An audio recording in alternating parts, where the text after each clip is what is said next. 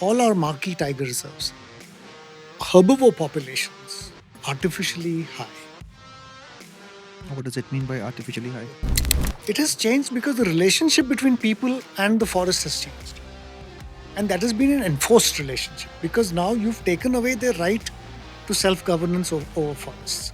Some of it was the Forest Rights Act tried to bring some of it back, but there was a huge outcry from a lot of the conservation community about it.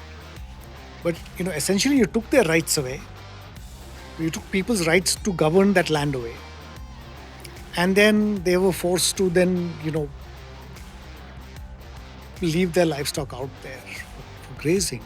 And it became an offense to do so. So if they said, okay, if me grazing my livestock is an offense, your tiger is coming and eating my livestock. So the tiger was no longer an animal. Theirs, it became yours. someone else's. Yeah, it is someone else. So if your tiger has eaten my animal, then then I will take some action. So you created that. Even now, let's look at the flip side.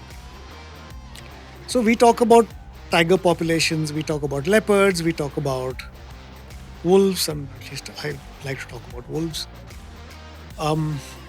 Large parts of our conservation success in India would not be there if these animals were not depending on livestock.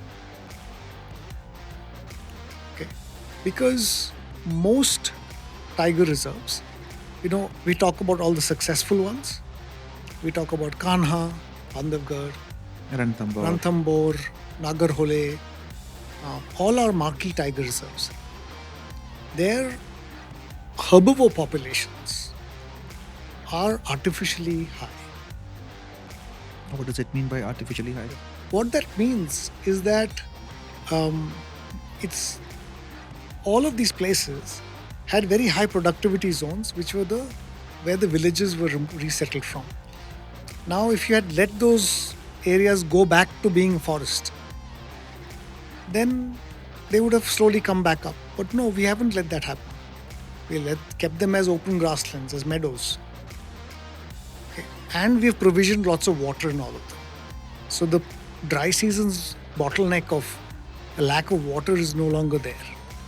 So we are, in some sense, keeping them artificially higher than they should be.